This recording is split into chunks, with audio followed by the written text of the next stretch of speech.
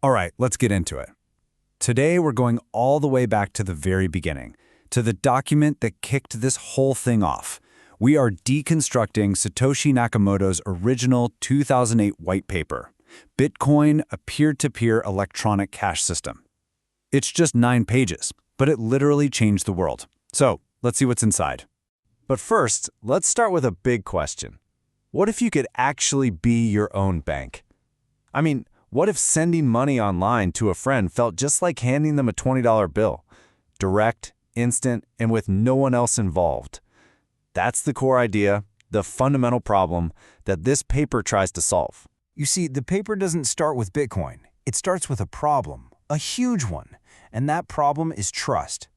Every single time you buy something online, you're not really paying the person you think you're paying. You're relying on a bank, a credit card company, some financial institution to sit in the middle and handle the money for you. Just think about the difference. When you hand someone cash, that's it. It's a done deal. It's peer-to-peer, no takebacks. But online, totally different ballgame. You need that trusted third party, that bank, to make it happen. And because they're in the middle, they have all the power. They can reverse transactions, they mediate disputes, and of course, they charge for the service. And this trust model, well, it's got some serious flaws. All that mediation costs money, which means higher transaction fees for everyone. It makes tiny payments, like tipping a blogger a few cents, basically impossible. It also means merchants have to ask you for more and more personal information just to protect themselves.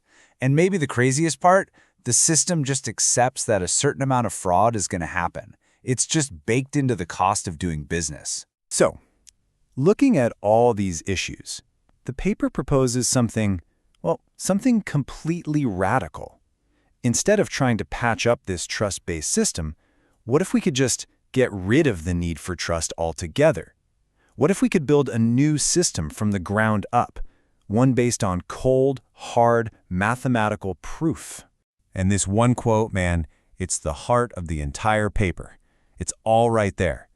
The big idea is to replace something messy and human, like trust, with the absolute certainty of cryptography.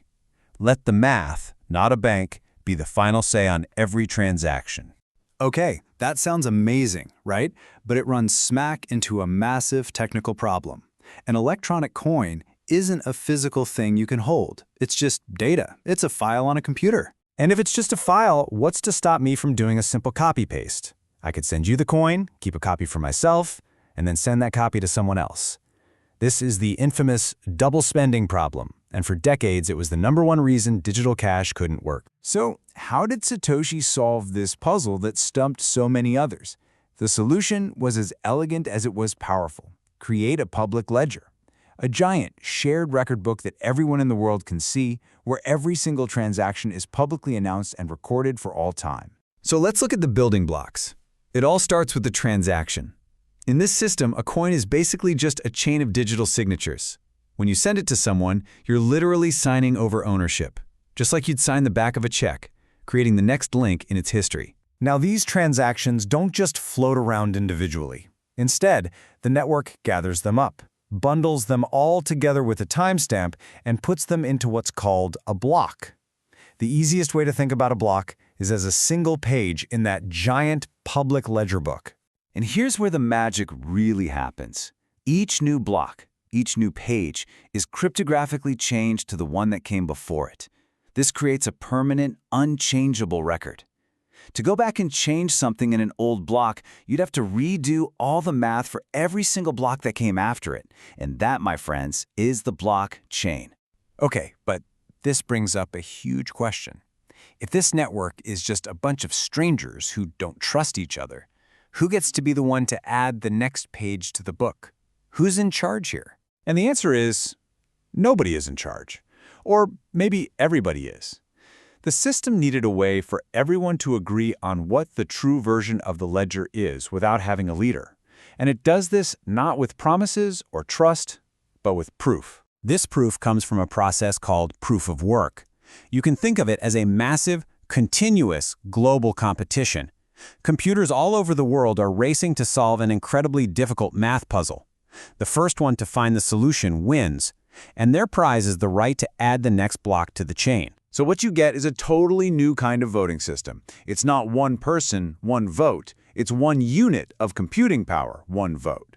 The official chain, the one everyone agrees on, is simply the longest one because that's the one that has the most computational work, the most proof invested in it. So the whole thing just runs in this constant cycle. New transactions get broadcast out to everyone.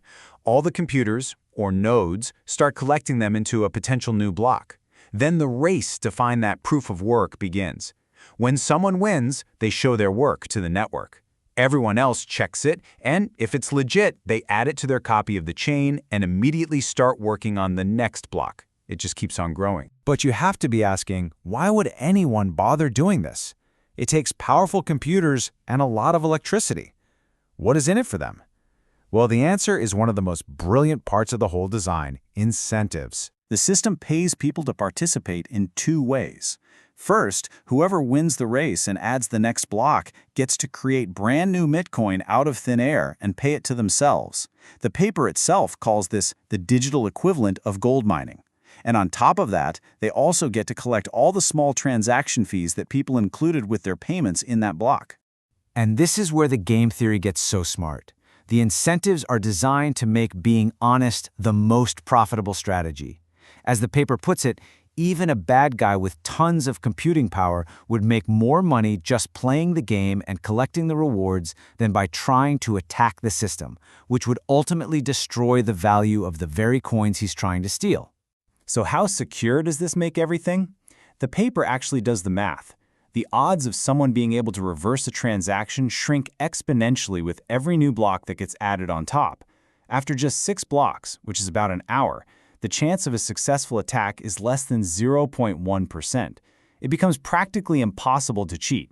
And that's the ultimate takeaway here. The security of this whole network doesn't come from a big bank vault, or a government guarantee, or a trusted company.